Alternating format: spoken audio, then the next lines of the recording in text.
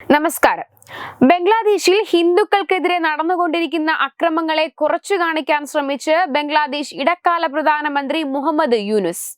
അക്രമത്തെ അതിശയോക്തി എന്ന് വിശേഷിപ്പിച്ച യൂനുസ് ഹിന്ദു ന്യൂനപക്ഷങ്ങൾക്കെതിരായ ആക്രമണങ്ങൾ വർഗീയമല്ലെന്നും ഷെയ്ഖ് ഹസീനയുടെയും അവാമി ലീഗിന്റെയും സ്ഥാനമൊഴിഞ്ഞതിനെ തുടർന്നുള്ള രാഷ്ട്രീയ ചലനാത്മകതയുടെ ഫലമാണെന്നുമാണ് അഭിപ്രായപ്പെട്ടത്.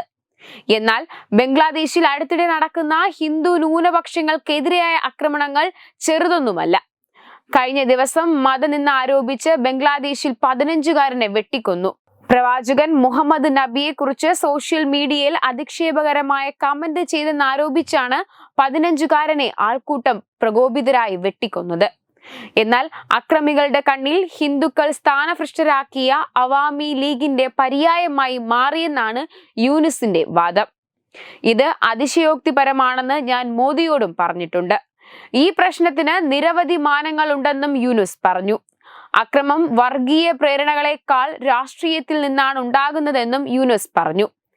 ചില അവസരവാദികൾ സ്വത്ത് പിടിച്ചെടുക്കാൻ സാഹചര്യം ഉപയോഗിക്കുകയാണെന്നും ഇത് പ്രശ്നം കൂടുതൽ സങ്കീർണമാക്കുകയാണെന്നുമായിരുന്നു അദ്ദേഹത്തിന്റെ വാദം. അതേസമയം ഹിന്ദുക്കൾക്കെതിരായ ആക്രമണങ്ങളിലെ വർഗീയതയെ വെള്ളപൂശാനുള്ള ശ്രമമാണ് ഈ അഭിപ്രായം എന്നാണ് വിമർശനങ്ങളും ഉയർന്നു വരുന്നത്. കൂടാതെ ബംഗ്ലാദേശിൽ ഗണേശോത്സവത്തിനിടെ ഹിന്ദു ഭക്തർക്ക് നേരെ ഇസ്ലാമിസ്റ്റുകളുടെ ആക്രമണം ഉണ്ടായി. ബംഗ്ലാദേശിലെ ചിറ്റഗോങ് നഗരത്തിലെ കദമുബാറക് പ്രദേശത്ത് ഇന്ന് ഗണേശ വിഗ്രഹം വഹിച്ച ഹിന്ദു ഭക്തർക്ക് നേരെയാണ് ആക്രമണം ഉണ്ടായത്. ബദർഗലി ദവപാര സർവജനിൽ പൂജാ സമിതി അംഗങ്ങൾ കരകൗശല ഗണപതി വിഗ്രഹം കൊണ്ടുവരുന്നതിനിടെയായിരുന്നു ആക്രമണം. ഗണേശ വിഗ്രഹവും വഹിച്ച് ഭക്തർ കദമുബാറക് പള്ളിക്ക് സമീപം എത്തിയ ഉടൻ സമീപത്തെ കെട്ടിടത്തു നിന്ന് ഗണേശ വിഗ്രഹത്തിനും ഹൈന്ദവ വിശ്വാസികൾക്ക് നേരെ ചൂടുവെള്ളം ഒഴിക്കുകയും ഇഷ്ടികകളും കല്ലുകളും എറിയുകയുമായിരുന്നു. ഹിന്ദു ഭക്തർക്ക് നേരെയുള്ള ഈ ആക്രമണം ആസൂത്രിതമാണെന്ന സൂചന. ആക്രമണത്തിൽ ഗണേശ വിഗ്രഹം വഹിച്ചിരുന്ന ചിലർക്ക് പരിക്കേൽക്കുകയും ചെയ്തു. ഇതുമായി ബന്ധപ്പെട്ട ഹിന്ദു വിശ്വാസികളും കെട്ടിടത്തിലെ ആളുകളും തമ്മിൽ വാക്കേറ്റമുണ്ടായി. ആക്രമണത്തെക്കുറിച്ചുള്ള വിവരം ലഭിച്ചയുടൻ നൂറുകണക്കിന് ഹിന്ദുക്കൾ ചിറ്റഗോങ്ങിലെ മോമിൻ റോഡിലും ജമാൻ ഖാൻ വാർഡിലും തടിച്ചുകൂടി. പ്രദേശത്ത് അനിഷ്ട സംഭവങ്ങൾ ഉണ്ടാകാതിരിക്കാൻ പോലീസിന്റെ വൻ സംഘത്തെ വിന്യസിച്ചിട്ടുമുണ്ട്. വെബ് ഡെസ്ക് തത്തുമൈ. Powered by Jyothis. Realising your dream home.